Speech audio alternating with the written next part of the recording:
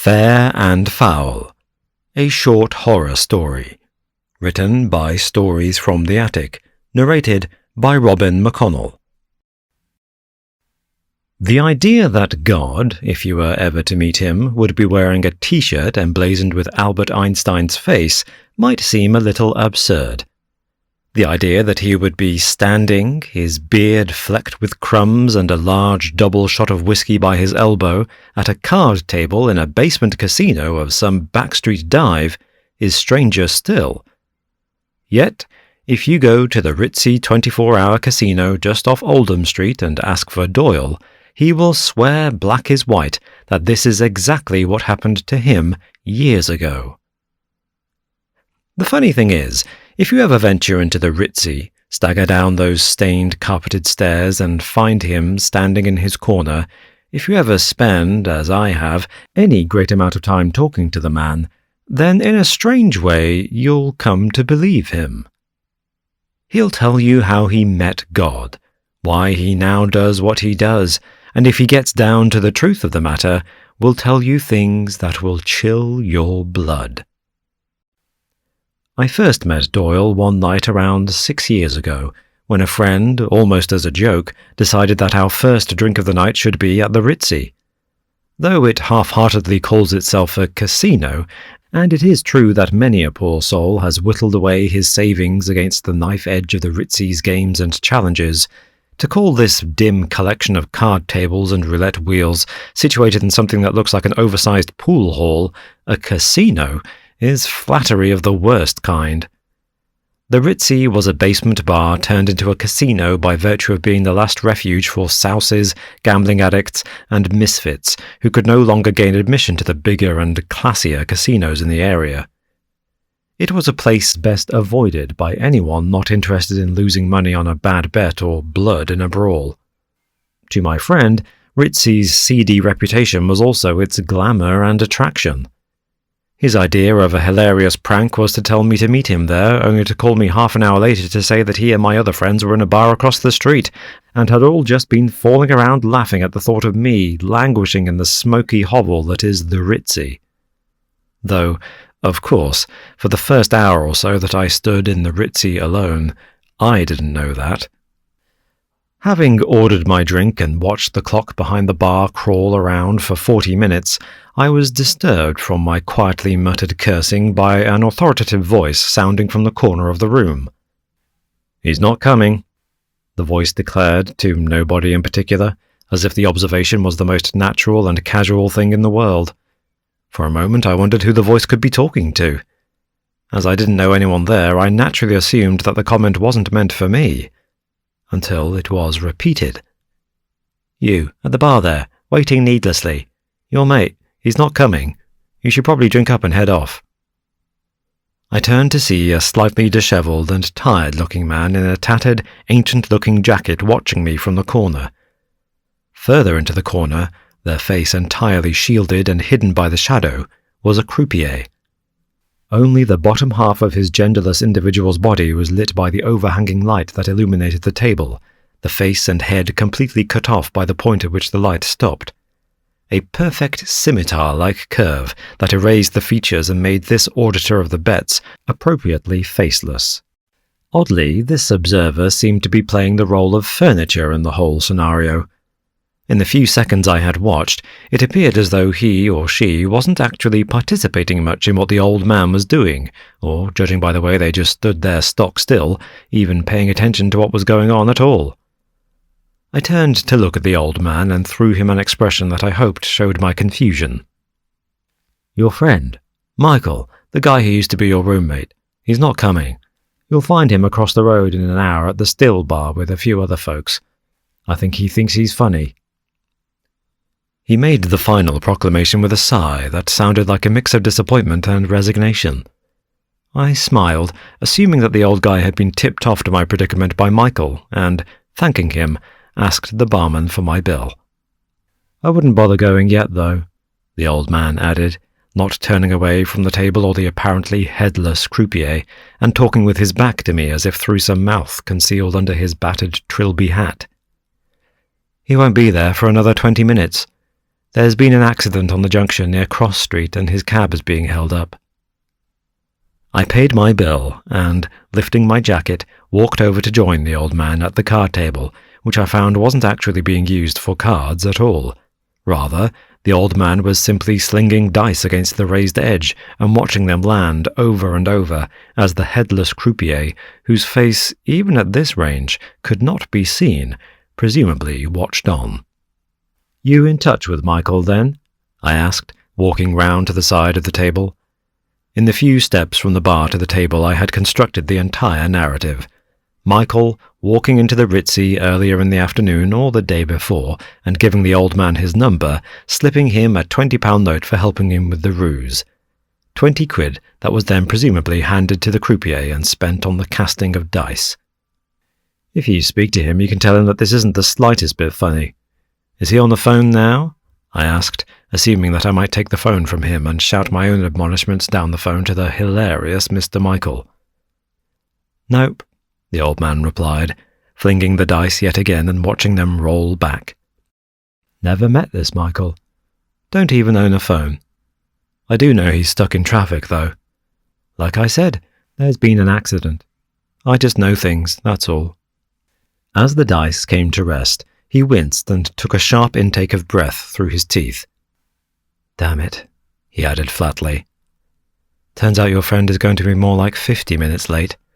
The guy in the accident, the one holding him up, he's not going to make it." He glanced again at the dice and, lifting just the one die, rolled it once again. "Better make it an hour. They're going to try to save him, but—" He trailed off and shrugged. "Shame that. He has a young daughter, too." At this, he again shrugged, scooped up the dice, and continued to throw. For a second, I was taken aback by this and continued to watch in silence as the old man threw and scooped, sometimes showing a sliver of a smile at the outcome, sometimes shaking his head in frustration. He never seemed to hand any money over or to receive any back, and the croupier was still yet to move a muscle. I couldn't, for the life of me, fathom what game he was supposed to be playing, or how he hoped to make any money from it. "Wait, if you don't know Michael," I asked tentatively, "how do you know his name? How do you know how long he's going to be?" I was confused, and not a little unnerved, suspecting deep down that this denial of Michael and nonsense about not having a phone was simply part of the ruse. I half expected to hear a cock crowing outside. "I told you," the man muttered, again casting away the dice to bounce and fall. "I know things." He raised one hand to his lips, coughed and looked toward the croupier, hesitantly. Then, as if receiving some nod or confirmation that I must have missed, he placed down the dice for a moment and turned to me. "It's like this. I know that tomorrow your meeting is going to go well, but there isn't going to be any apple juice left at the store near your house, so you'll need to go to the other one further down the street to get some. Your wife will call you at work to ask for it." I stared at him, stunned. Then looked around, expecting to see Michael or the others lurking in some shaded corner, watching the whole thing play out and giggling to themselves at having had me on. "Is this some kind of joke?" I asked nervously, my exploratory glances revealing none of my friends or even anyone who might be showing interest in our conversation. "Has Michael put you up to this?" I asked, hearing the small quiver of desperation in my own voice. "Nope," the old man said firmly. "I told you. I ain't never met this Michael you keep talking about, but I'm right in what I say. By the way," he added, placing one hand on my shoulder, "just in case you're wondering, I paint that room pink, if you know what I mean."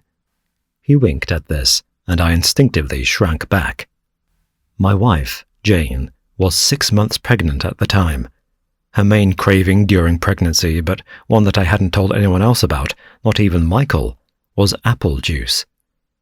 Something about the acidity of it was exactly what she needed, though when serving it to her, the juice had to be ice cold, meaning that there had to always be a steady supply in the fridge. This situation was difficult to maintain, owing to the rate at which the juice was consumed. I had been sent out at all hours to recover a bottle or a carton of the stuff in order to meet demand, most often from one of the 2 small shops towards the end of our street. Nobody but myself and the shopkeepers, who must have assumed that I had some kind of apple-based addiction, knew about these frequent visits. Stranger still was the man's second comment. My wife and I had decided between us that we did not want to know the baby's gender until after the birth. The only issue with waiting for this surprise was knowing what colour to paint the room that we planned to use as a nursery. My wife had been in favour of painting the room pink anyway, arguing that a child would never notice and that gender is just a construct anyway. I mostly agreed, but also knew what a pain in the neck my mother, not to mention my grandmother, would be if I put my first male child in a pink room. I had therefore been in favour of waiting so that we could use the appropriate colour after the child was born.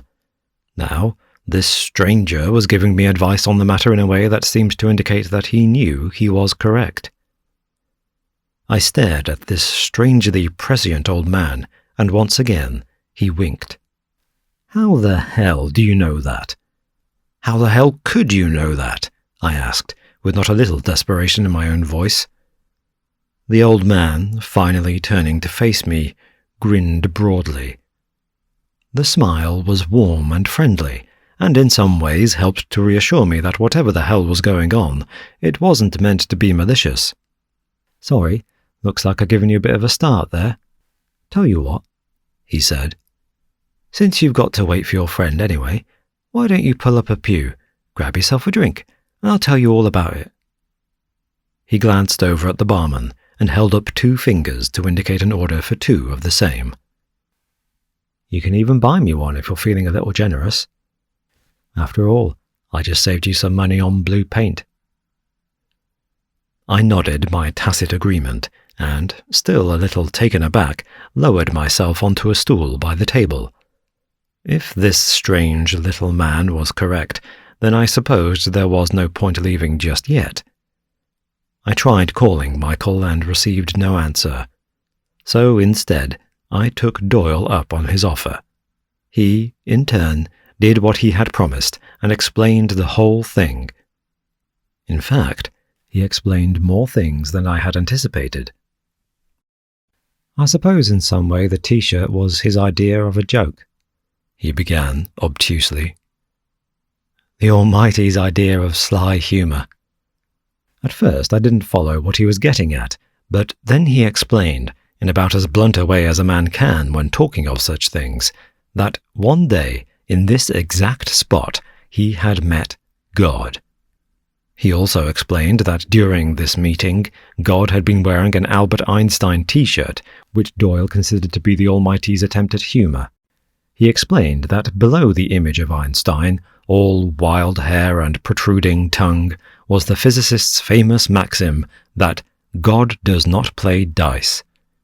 Since God was standing, hunched over the green velvet of the table and repeatedly casting the dice into the felt, literally playing dice as he wore it, the slogan and the T-shirt seemed to have been selected in an attempt to be somewhat ironic. "Whenever I've told this story to other people," he went on, "they always ask how I knew it was God that I was watching, sighing over every throw. How did I know it was him, and not just some random old bloke?" He paused as the barman delivered our drinks and smiled towards him appreciatively. I had to admit that this was precisely the question that had forced its way to the forefront of my mind, though "this guy's crazy" had already presented itself as the most logical answer. "You can kind of understand them, I guess. I mean, look around." As he said this, he opened out his arms, encouraging me to take in the splendour and grandeur of the ritzy's smoky room. It wasn't much to look at, and certainly wasn't fun to smell. Not really the kind of place you expect to find a miracle, is it? And I mean the way it was done, the way God presented himself. Bit of a step down from a burning bush. But then, I guess that's a practical measure. He probably gave up the whole burning bush bit when man invented fire extinguishers. It ruins the moment, don't you think? He took a swig from his drink and did not wait for an answer. "So people always ask how I knew, but the answer is hard to explain.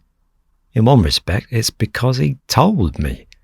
In another, it's because when he looks at you, when he looks into you, you just know. In a way, you become part of him, one with him and everything he knows and has ever known.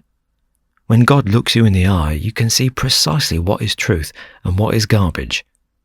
When he said he was God, I believed him. He had these cold blue eyes, like ocean blue. It's weird, but I'd never seen blue look so empty before, if that makes sense. It was like someone had taken a colour and somehow managed to freeze it. He paused there for a long time, as if seeing the eyes once more, feeling them upon him, and, I must admit, for a moment, that hollow, pregnant pause made even me feel uncomfortable. You know, for a long time I avoided casinos, he said, suddenly switching gears and careening into another topic of conversation. I'd had my fill of them in my early 20s.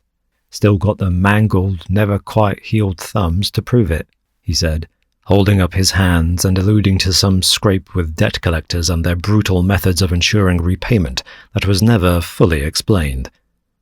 What he did explain was that up until the day he strolled into the Ritzy, he hadn't visited a casino in almost a decade. That day, though, I passed a neon sign and somehow I just felt compelled. He was referring to the undeniably sleazy-looking sign, twisted in green neon with a large red arrow that flashed 24 hours a day outside the Ritzy, pointing down the staircase and into the bowels of the building. This wasn't like the other places. This wasn't some glitzy, multi-billion-pound empire where you were just another statistic and the house always wins. This was smaller, more intimate, more friendly.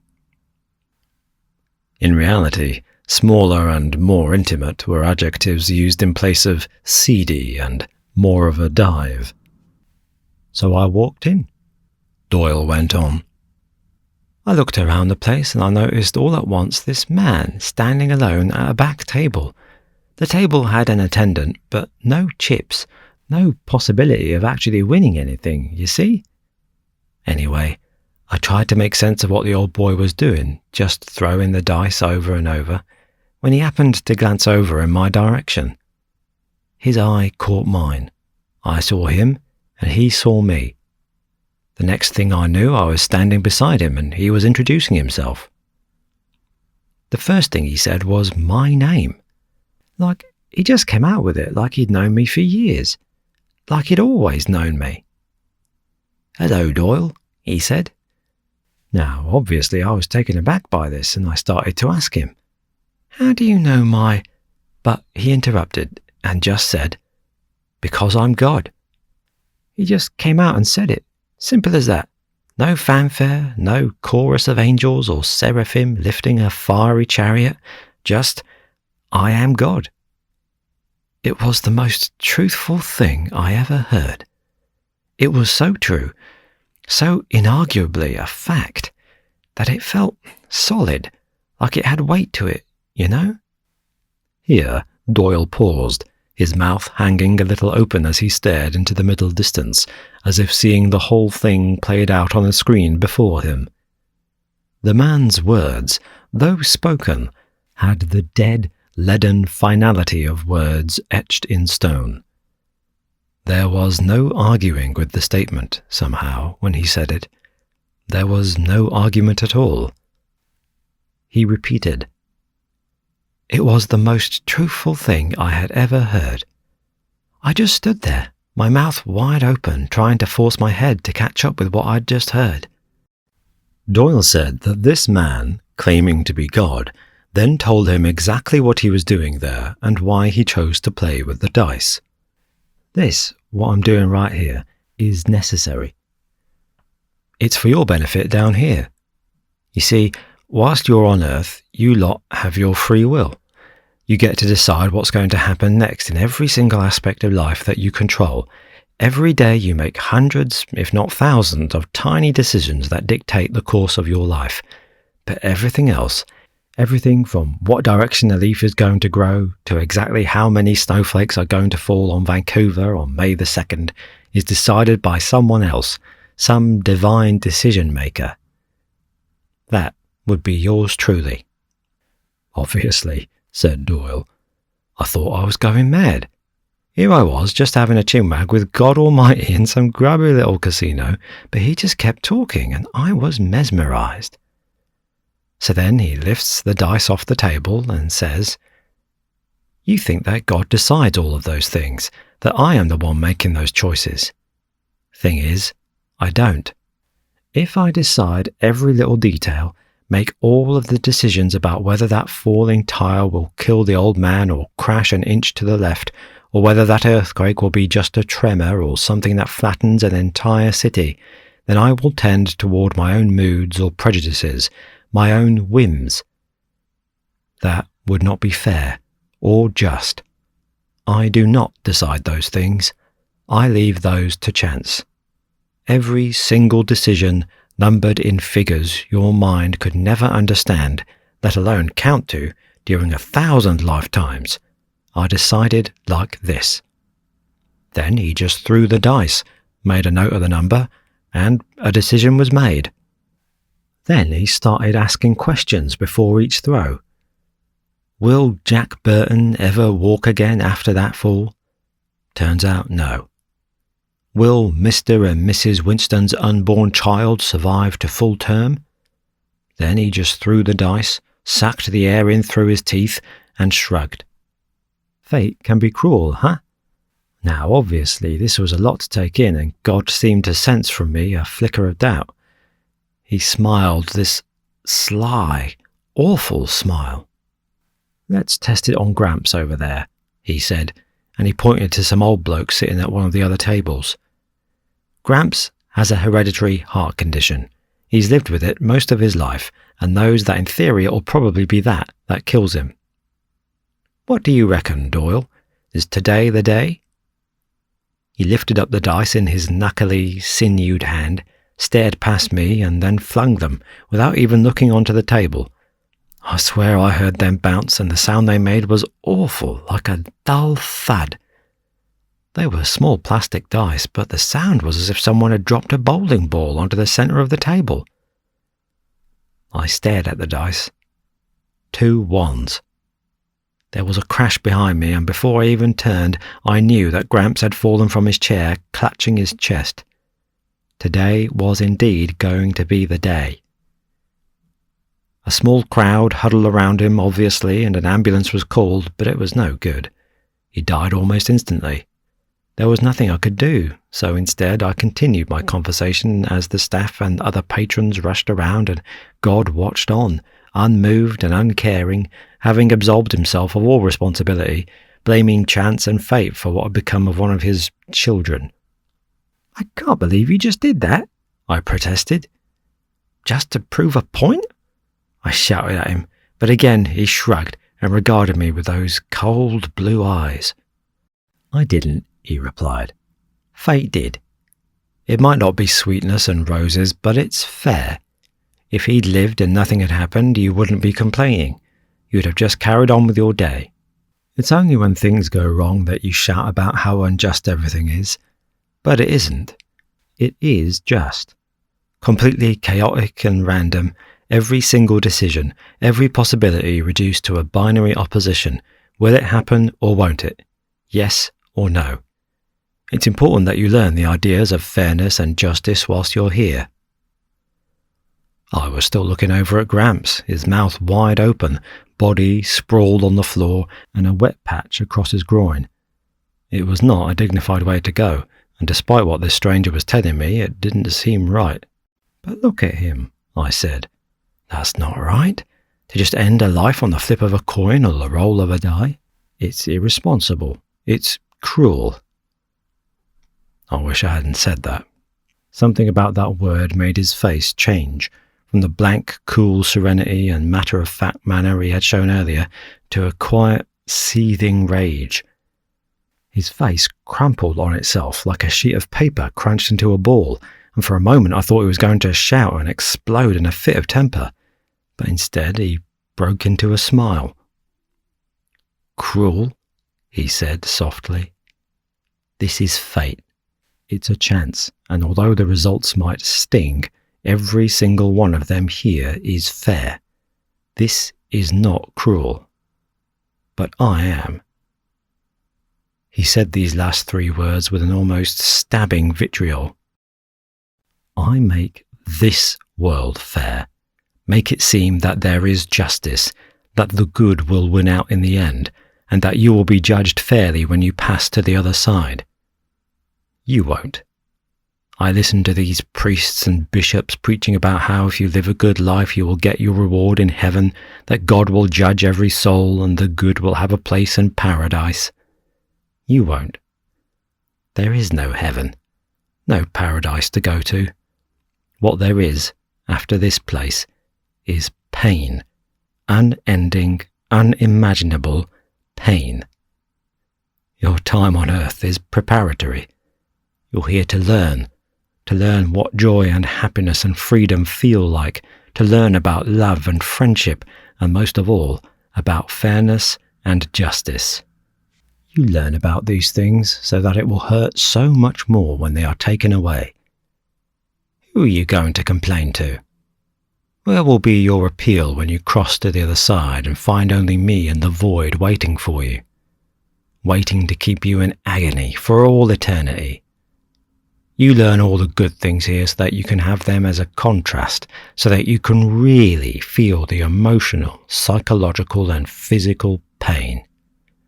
I make sure that this world is fair so that you enjoy the exquisite injustice of the next." As he said all this, his smile continued to grow. It grew until it seemed far too wide for his face and began to reveal teeth that seemed far more pointed, far more predatory than they had appeared before. People ask about the meaning of life. Well, this is it. You are here to be educated. You must know the opposite if your suffering is to be complete. I just stared at him, feeling my stomach tighten and sensing even in these venomous words the horrible, enduring truth. But why? Why would you do that? Here he let out a laugh. "Because it amuses me," he said. I sat, stunned by what Doyle had told me, unnerved simply by the concept. It was true that all religions, all faith in an afterlife, hinged on the assumption that God, the universe, or whatever we want to call it, will be fair and just and good, that he or she or it had mankind's best interests at heart. After all, he had created us, so surely he must love us. But what if he didn't? What if, in fact, we were only here for his own sick enjoyment? We as a species have convinced ourselves that we are entitled to fairness, that somehow we will get a fair judgment, and if we don't, we will appeal. But to whom? Is there no authority bigger than God? There will be no fight back, no rebellion, no chance of reprieve. God will take your misguided notions of hope and chew them. Never had the possibility entered my mind that perhaps it isn't fair, that perhaps we are the playthings of a cruel and tyrannical God who simply enjoys our suffering. Doyle met my concerned looks with a smile. "It's okay, lad, it's okay. It might be what he said it was. It might not. We can only live in hope that it was a lie. If it isn't, and that's where we're headed, then we need to make the most of what we have now." Again, I didn't know what to say. I sat aghast, staring at Doyle as he again lifted the dice. He smiled and seemed to sense the question in my eyes. "Ah, yes, my sweet self. How do I know what I know?" Well, that was another one of God's jokes. He decided that now that I knew, now I at least thought I knew, what was waiting for me on the other side, the anticipation and terror of that outcome was a torture in itself. So he kept me here, like a pet. I am to stand here and make the throws, deciding randomly the fates and outcomes of millions of people every day. I will only die and go to my eternal torture when God decides to throw the dice. I've been at this table for 46 years. I haven't slept once in that time. It's my punishment to ensure that things here are fair, because later they won't be. I never quite decided what I thought of Doyle's claims. Could it be that the man he met claiming to be God was just another crazy person who happened to tap into coincidences? If he or it was supernatural, how do we know it really was God and not some other entity posing as the Almighty and claiming to have powers it couldn't possibly possess? Finally, if what the man said were true, if he really was God and all our fates are simply a descent into eternal pain, then what can we do but enjoy what we have now? When my daughter was born, happy, healthy, and beautiful, I went back to the ritzy. I can't really explain why, but I felt like I needed to see Doyle, to be grateful for the thousands of tiny decisions that had gone my way and converged to ensure that she was born as she was. He shrugged off my thanks, saying that he didn't have anything to do with it. "But you did make the rolls, didn't you?" I asked. "Rolled on hundreds of tiny things that culminated in my baby girl. It was you who threw the dice." Again, he shrugged. It was then that I asked him outright, asked for some, if any, clemency that he might be able to give.